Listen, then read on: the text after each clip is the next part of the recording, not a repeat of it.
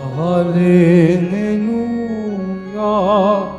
Hallelujah, Hallelujah,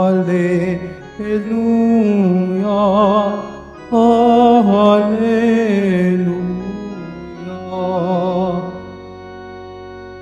God so loved the world that He gave His only begotten Son, so that everyone who believes in Him might have eternal life.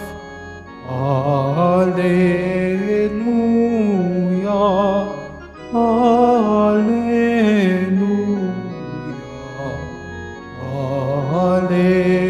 Hallelujah, Hallelujah.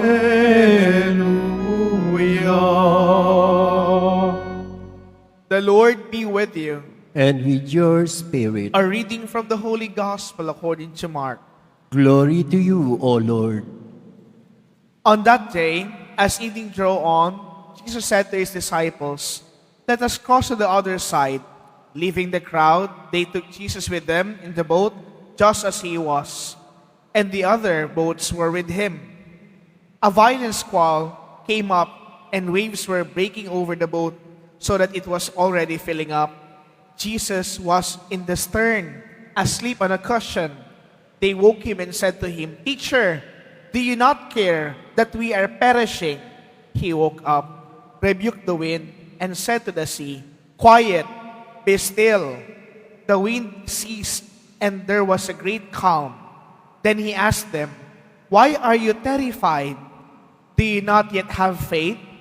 They were filled with great awe and said to one another, "Who then is this whom even the wind and sea obey?" The Gospel of the Lord. Praise to you, Lord Jesus Christ. Please be seated. Good morning, my dear brothers and sisters.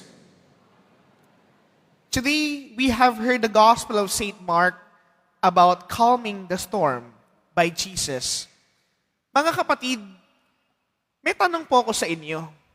Sino ba dito ang walang problema? Taas ang kamay. Walang problema. Itaas ang kamay ng mga may problema. Di ba? Lahat tayo may problema.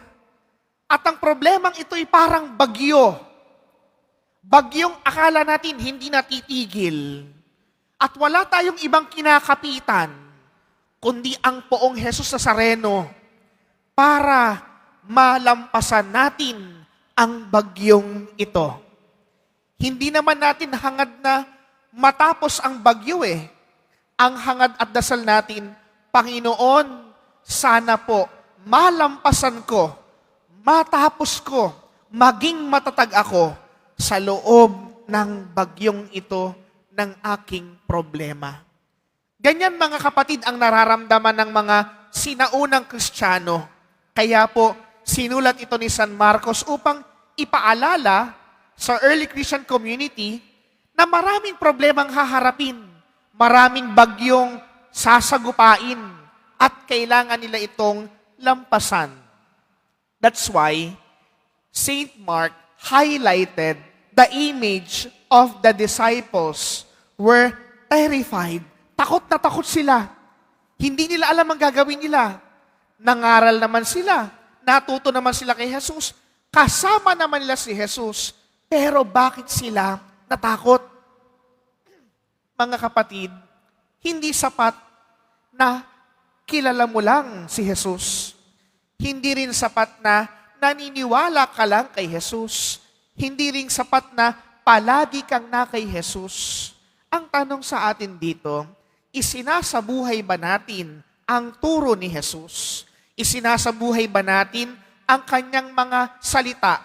Isinasabuhay ba natin ang kanyang mga gawa? In the midst of storm, in the midst of difficulties, in the midst of pain, anguish, suffering, do you still believe in God? Do you still believe in Jesus? Do you keep on holding on the hands of God in order for you to be sanctified, glorified, and blessed indeed? Kasi mga kapatid, madalas kapag problemado tayo, bumibitaw tayo sa Panginoon. Kapag hindi na dinidinig ng Diyos ang dasal natin, hindi na tayo naniniwala. Kapag hindi umaayon ang panahon sa atin, hindi na tayo nagdadasal. Kung ano man yung mga niluluhod natin, kung ano man yung hinihingi natin, kung binabagyo pa rin tayo, magpasalamat pa rin tayo sa Panginoon sapagkat hindi tayo binibigyan ng bagyo sa buhay natin na hindi natin kaya sa tulong niya. Mas marami pa po tayong bagyong haharapin, mas marami pa tayong problemang haharapin at sasagupain. Mga kapatid, bilang tao, hindi talaga natin kaya. Pero kaya ng Diyos para sa iyo.